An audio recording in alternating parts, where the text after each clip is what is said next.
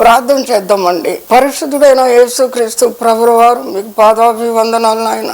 అయ్యా తండ్రి, దేవుడు ప్రేమయ్య ఉన్నాడు. అయ్యా నీవే ప్రేమ స్వరూపానివి, వందనాలు. శాశ్వతమైన ప్రేమతో మమ్మల్ని ప్రేమించు వాడవు, విడవక మాయడల కృపచూపు వాడవు తండ్రి. ఈ లోకం ప్రేమ అని దేనిని అనుకుంటుందో ఆ ప్రేమకు మీ ప్రేమకు తేడా ఏంటో ఈనాడు కొద్ది నిమిషాలు చర్చించడానికి ప్రభు మరి సోషల్ మీడియాను వేదికగా తీసుకొని నీ దీన దాసురాలు, నీ పాదాసురాలు ప్రభువా నాయన మెసేజ్ ఇస్తుండగా నాలో మీరుండి మాట్లాడండి అయ్యా. ఎందుకనగా మీరు మంచి బోధకుడు కదా. సరెండర్ అవుతున్నాను తండ్రి, ప్రాణము ఆత్మ దేహము సరెండర్ అవుతున్నాను ప్రభువా.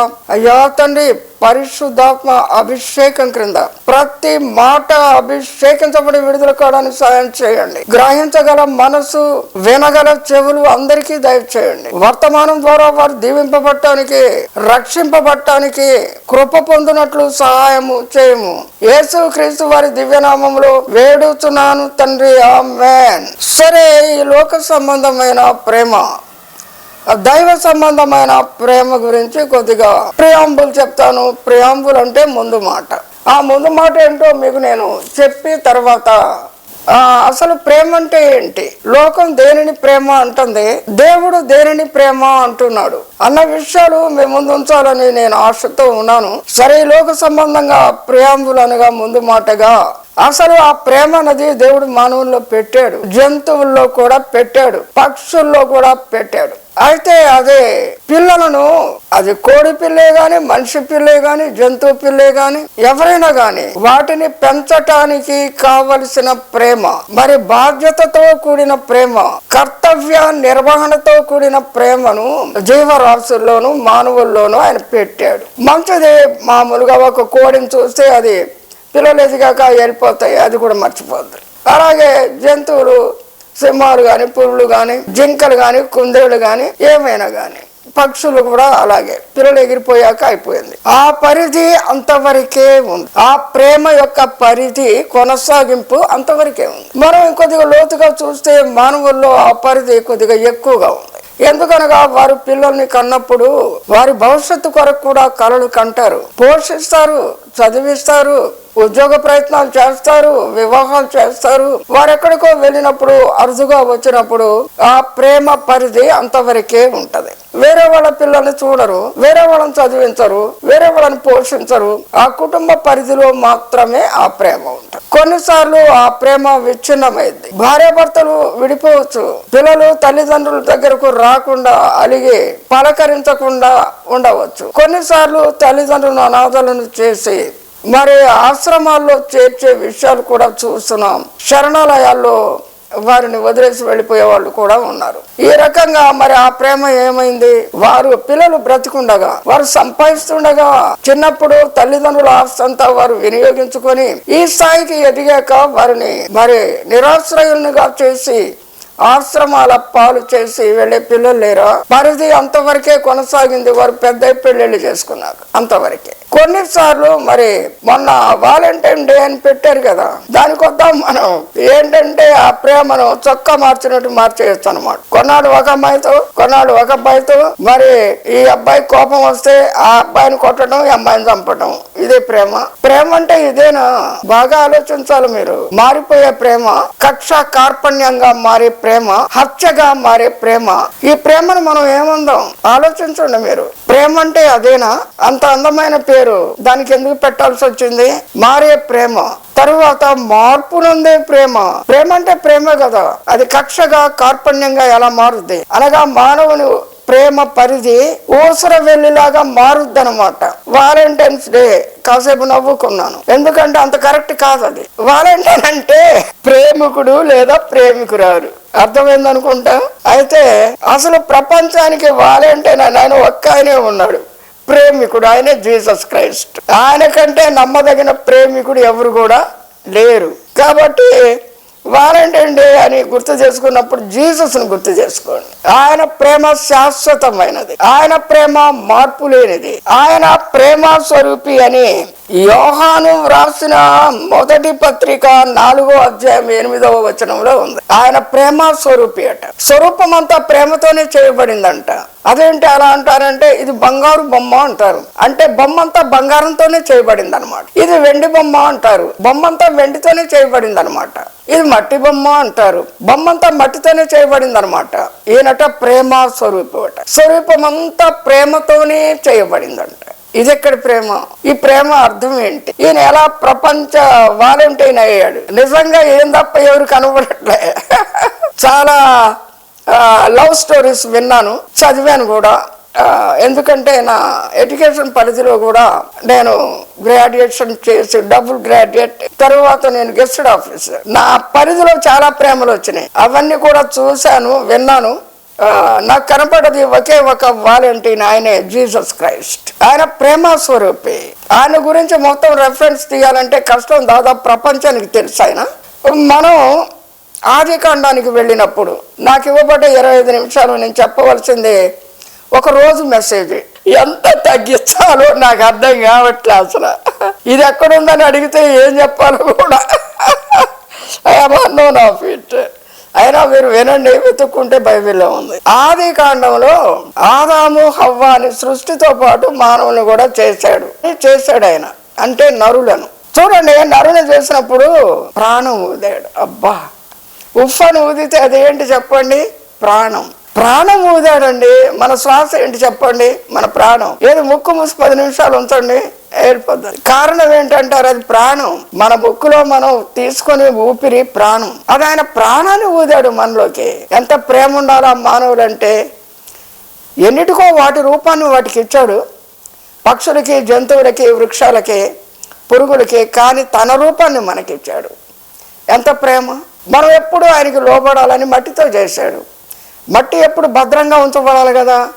భద్రంగా ఉండాలంటే యజమాని చేతిలో ఉండాలి కదా. మట్టితో ఎందుకు చేశాడు అంత ప్రేమ అయితే మీరు ప్రశ్నించవచ్చు. ఆ మట్టి ఎప్పుడైనా సరే పగిలిపోద్ది ఆ మట్టి కుండ. కాబట్టి అది చేసినటువంటి యజమాని చేతిలో ఎప్పుడు ఉండాలన్న ఆశతో ఆయన మట్టితో చేశాడు. రాతితో చేయలేడు అంటారా? చేస్తాడు. మరి అయితే తన ఊపిరి ఊదాడు. పిల్లలు ఎప్పుడు తల్లిదండ్రులు ఆశించేది ఏంటంటే లోబడి ఉండాలని. తల్లిదండ్రులు ఎప్పుడు బిడ్డల మంచి కోరుతారు కదా, విధేయత కోరుతారు. మరి ఆయన కూడా ఆదాము హవ్వ యొక్క విధేయత కోరి అక్కడ ఏదైనా తోటలో వీళ్ళని ఉంచి అన్నాడు, ఒక వృక్షాన్ని చూపించి దీని పండు తినొద్దు, తిన్న రోజు మీరు చనిపోతారు, అసలు ఏలండి, ఈ భూమిని ఏలండి అని వారిని ఏరికలుగా చేసి కింగ్షిప్ ఇచ్చాడు ఆయన భూమి మీద. అయితే అప్పటికే జరిగినటువంటి యుద్ధంలో భూమి మీదకి పడద్రోయబడినటువంటి 1/3 వంతు దేవదూతలు భూమి మీదకి నెట్టివేయబడ్డారు. వారు దేవుని సృష్టి అయి ఉండి దేవుని సింహాసనాన్ని లూసిఫర్ అనే ఒక పెద్ద దేవదూత, నువ్వేనా ఎప్పుడు కూర్చునేది, మేము డెమోక్రసీ మాట్లాడిందనమాట. డెమోక్రసీ కింగ్షిప్ కాదు ఇది, డెమోక్రసీ అని. ఎవరు ఆ దూత? లూసిఫర్. అందాలన్నీ ఆ దూతకే ఉన్నాయి, స్వరాలన్నీ ఆ దూతకే ఉన్నాయి, మరి వజ్రాలన్నీ ఆ దూతకే ఉన్నాయి, వైడూర్య సొగసులన్నీ ఆ దూతకే ఉన్నాయి. అంత ప్రేమిస్తే అంత తిరగబడ్డది. డెమోక్రసీ అనమాట. దిగిపో, మేము కూర్చుంటాం. దేవుడు తన మహిమను మరెవరికి చూవాడు కాడు. కిందికి నెట్టేస్తే కింద కాముగా ఉండొచ్చుగా. ఓ మూలబడి మానవుని పాడు చేయటం మొదలేసింది. మొట్టమొదట మానవుని పాడు చేయడానికి ప్రయత్నం అవ్వతో చేసి, అవ్వమ్మ చెప్పింది పండు తినొద్దని, ఆయన చెప్తే తినమని ఏం చెప్పాడు?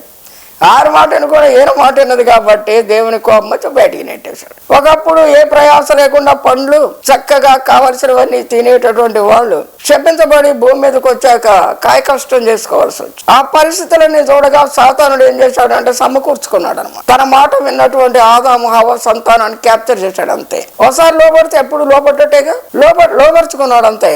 వాడికి ఏం పేరు పెట్టాడో తెలుసా? యేసు ప్రభు. పాప పురుషుడు, దొంగ, దోచుకునివాడు, నరహంతకుడు, ధర్మ విరోధి, క్రీస్తు విరోధి, అబద్ధికుడు, అబద్ధమునకు జనకుడు. 8 డిగ్రీలు ఇచ్చాడండి. ఏ ఒక్కరికైనా డిగ్రీ లేవు సుమా. మొత్తం బైబిల్ చూడండి, అన్ని డిగ్రీలు ఎవరికైనా ఇచ్చాడేమో. అది వాడి జీవన విధానం, వాడి స్వరూప స్వభావం. దేవుడు సింహాసనం ఇయ్యడు అని అర్థం చేసుకున్నప్పుడు కిందికి పడద్రోయబడ్డప్పుడు కక్ష పెట్టాడు. ఇక పగబట్టాడు అన్నమాట. ఎవరి మీద? మానవుల మీద. ఏదేను తోటలో మీరు ఉంటారా, మీరు భూమిని పరిపాలిస్తారు, మీ నాణ్యం పరలోకాన్ని పరిపాలిస్తాడా, మరి నేనే అడిగిపోవాలా అని ఆలోచించి మంచి ప్లాన్ వేస్తాడు అనమాట. మామూలు కుట్ర కాదు అది, క్లీన్ బోర్డ్ అంతే. వచ్చి చెప్పాడు, లేదు మీరు ఆ పండు తింటే దేవుడు అవుతారు. అదే తప్పు వీళ్ళు చేశారు, చేయించాడు, లోపరుచుకున్నారు. పాపం అంతా వాళ్ళలో సమకూర్చాడు. వీడు నరకానికి పోతాడు, వాళ్ళని కూడా సిద్ధపరిచాడు. దేవుడు తన రూపంలో చేసిన మనిషికి తన ప్రాణం ఊదాడు, ఆ ప్రాణం కొట్టుకుంటూ ఉంది. కాబట్టి జీసస్ ఏం చేశారంటే ఆయన మనిషిగా మరియమ్మ గర్భాన జన్మించాడు. మనిషిగా మరియ గర్భాన జన్మించాడు. మరి మరియమ్మ ఎవరు అన్నది నేను చూశాను. లూకా సువార్త 1వ అధ్యాయము 26వ వచనంలో కొన్ని విషయాలు రాయబడి ఉన్నాయి. మరియమ్మ యొక్క ప్రీవియస్ హిస్టరీ నేను వెతికాను. ఆమె తల్లిదండ్రులు భక్తి గలవారు. తల్లి పేరు యానీ, తండ్రి పేరు కూడా ఉన్నదే, నాకు సరిగా గుర్తులేదు అది. అయితే వారు భక్తి గల జీవితం జీవించి ఉన్నారు. భక్తి గలవారు, పాడి పంటలు గలవారు, గొప్పవారు, సాత్వికులు, అన్ని రకాలుగా ఆనాడు మరి బిషప్స్కి, గురువులకి విధేయత కలిగి ఆమెని చర్చిలో తీసుకెళ్ళినప్పుడు వాళ్ళు బహుగా ఆశీర్వదించారు. ఆ ఆశీర్వదింపబడ్డది, భయభక్తులు గలది. కాబట్టి ఆమె గర్భాన జీసస్ పుట్టారు, తెలుసు కదా. మరియ గర్భాన యేసు ప్రభు పుట్టారు అన్న విషయం మనకు లూకా సువార్త చూస్తే మనందరికి కూడా తెలిసిన విషయమే. యేసు ప్రభు తల్లి మరియమ్మ అని అందరికీ తెలుసు. కన్య మరియ, కన్యకకు కుమారుడు పుట్టాడు. ఏంటి కన్యక కుమారుని ఎలాగంటది అని నవయుగంలో చాలా మంది క్రీస్తు విరోధులు ఒక ప్రశ్న వేస్తున్నారు. ఆ ప్రశ్నకి జవాబు ఏంటంటే దేవుడు ఏదైనా చేయగలడు, ఆయనకు అసాధ్యమైనది ఇది ఏదీ లేదు. గుడ్డులో నుంచి పిల్లని తేగలిగినప్పుడు, చేప కడుపులో నుండి చేప పిల్లే వచ్చేటట్టు ఆర్డర్ ఇచ్చినప్పుడు, మనిషి కడుపులో నుండి మనిషి రూపంలో ఆయన రాలేడా? ఆయన దేవుని రూపంలో రాలేదు కదా, మనిషి రూపంలో ఆయన వచ్చాడు. కాబట్టి మరియ తల్లి ఆయనని గర్భాన ధరించినటువంటి స్త్రీగా ఉన్నది. ఆమె పుణ్యశ్రీ. ఆమె జీవిత చరిత్ర చూసినప్పుడు మరి చాలా గొప్పగా వ్రాయబడి ఉన్నది. 6వ నెలలో గబ్రియేలు అను దేవదూత గలిలయలో నజరేతను ఊరిలో దావీదు వంశస్థుడై యోసేపు అని ఒక పురుషునికి ప్రదానము చేయబడిన కన్యక యొద్దకు దేవుని చేత పంపబడెను. చూడండి, ఇక్కడ ఏమో కొన్ని విషయాలు ఎదుర్కొంది. ఆనాడు ఏంటంటే అది పూర్తిగా నేను చదువుతాను సమయాభావం వల్ల. ఆనాడు 12 గోత్రాలు ఉన్నవి. ఇశ్రాయేలు 12 గోత్రాల్లో ఒక విధి విధానం ఉన్నది. ఎవరైనా సరే భర్త వివాహం కాకముందే గర్భవతి అయితే రాళ్లతో కొట్టి చంపాలి. ఆ పాపం ఆ ఇజ్రాయేలీలు లేకుండా చేయడానికి అది నిబంధనగానే ఉన్నది, ఆనాడు కూడా ఉన్నది. కానీ దేవదూత వచ్చి చెప్తుంది తనకి, ఈమెకి ఏమని చెప్తుందో చూడండి.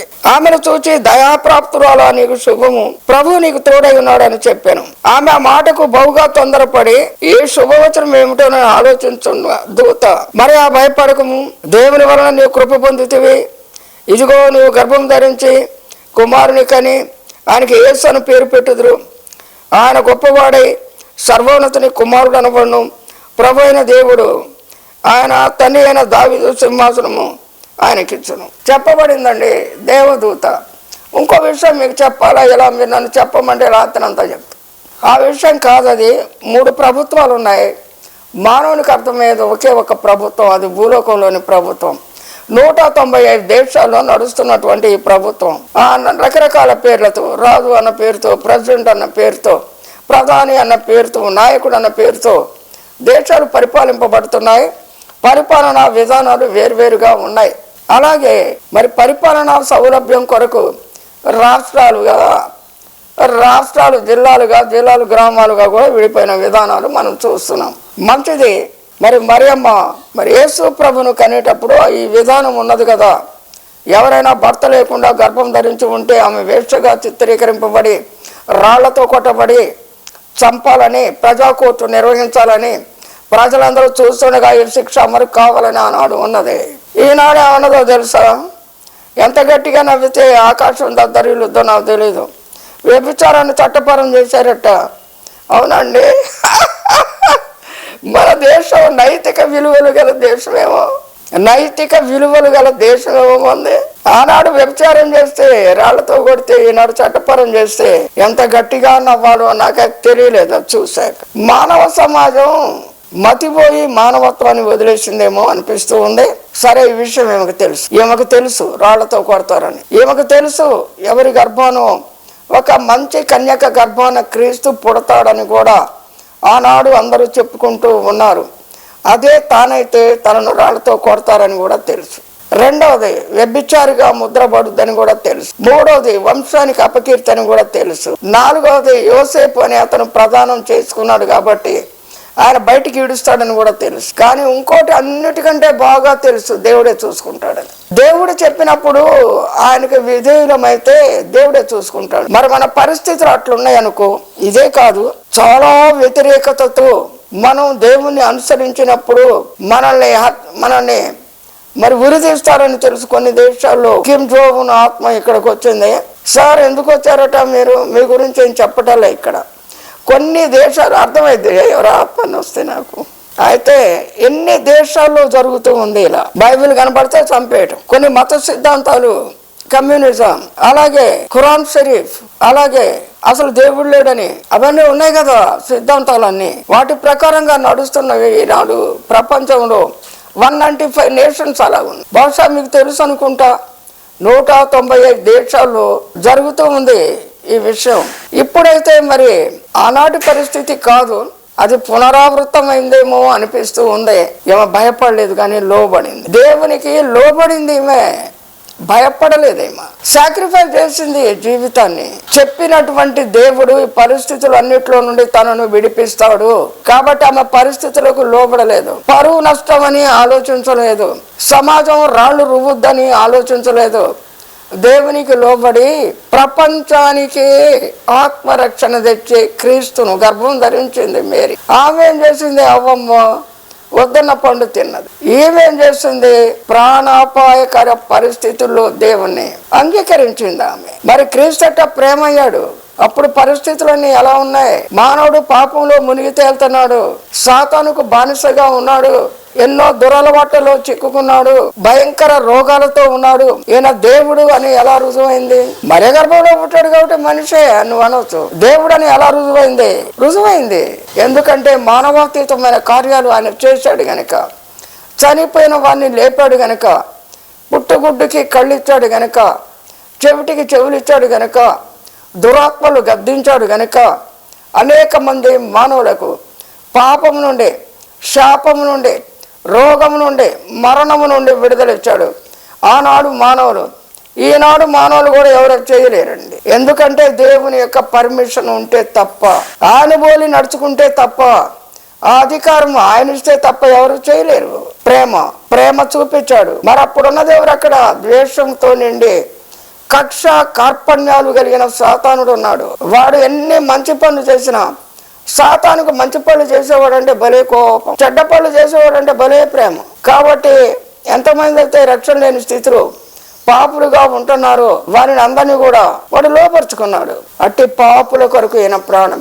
వారి డ్రైవింగ్ ఫోర్స్ ఏంటో యేసు ప్రభువు తెలుసు గనుక కొరడాతో కొట్టినా, 2 చేతుల్లో 2 కాళ్ళలో మేకులు దిగగొట్టినా, మొఖాన ఊసినా, ముళ్ళ కిరీటం పెట్టినా వీరేమి చేస్తున్నారో వీరెరుగరు కనుక వీరిని క్షమించాలన్నారు. మనల్ని ఎవరైనా అట్లా చేస్తే, అట్లా చేస్తారని తెలిస్తే ముందే చంపేస్తాం వాడిని. కానీ ఆయన మనల్ని క్షమించాడు, ప్రేమించాడు, ప్రాణం పెట్టాడు, రక్తం కార్చాడు, రక్షణ తెచ్చాడు. ఇంకో విషయం ఆశ్చర్యకరం, మన రక్తం కొంతకాలమే పనిచేస్తుంది. యుగ యుగాలు కూడా పాపాన్ని తొలగించగలిగిన మహిమ గల రక్తాన్ని ఆయన చిందించిన దేవునిగా ఉన్నాడు. ఎవడు తనను తాను తగ్గించుకొని మానవ స్థితిని ఎరిగి, మేము నిన్నటి వారము రేపటి వారం కాదు, నిన్నటి వరకు లాక్ చేశాడు అంతే మనిషిని. ఈ రోజు ఆయన సహాయం కావాల్సిందే, రేపు ఆయన సహాయం కావాల్సిందే. నిన్న లాక్ అయిపోయింది అంతే, ఈ రోజు ఓపెన్ అయింది, సాయంత్రానికి మళ్ళీ ఇది కూడా లాక్ అయింది. మనం ఎప్పుడు నిన్నటి వారమే. ఈ రోజు మన జీవితం బాగుండాలంటే ఆయన ఆశ్రయించాలి. ఆయన మనల్ని క్షమించి ప్రేమించి నడిపించే దేవుడు. తల్లి గర్భంలో మనం 9-10 నెలలు ఎంటర్ అవుతుంటే ఉంటాం, మేము నెట్టేస్తుంది కదా గర్భం. ఆయన మన హృదయంలో యుగ యుగాలు ఉంటాడు. యుగ యుగాలు నువ్వు పిలువ చూస్తా, అయ్యా రాజా నా తప్పులు క్షమించయ్యా, నా హృదయంలోకి రాయ్యా, నా కొరకు మరణించావయ్యా, రక్తం కార్చావయ్యా, శిలువ రక్తంతో నా పాపాన్ని కడిగయ్యా, నా అవయవాలు కడిగాయ, ఇప్పుడే ఇక్కడే నా హృదయంలోకి రా. ఆయన ఎవరిని కూడా నెట్టివేయడు. దినమెల్ల నీ కోసం ఆయన చేతులు చాపాడు సుమా. వస్తావా యేసు ప్రభు దగ్గరికి? అడుగుతావా క్షమాపణ? యుగ యుగాలు హృదయంలో ఉంటాడు. హృదయ గర్భములో ఉండే తల్లి తండ్రి దేవుడు ఆయన కావాలా క్షమామూర్తి, ప్రేమమూర్తి. ప్రభు ఈ వాక్యమును దీవించును గాక. వినబిడ్డలందరూ రక్షణ పొందుదురుగాక. తండ్రి, విన్న వారిని అందరినీ రక్షణలోకి నడిపించండి. యేసు క్రీస్తు వారి నామములో వేడుకొనుచున్నాము తండ్రి. ఆమేన్. హల్లెలూయా. హోసన్నా. How is it?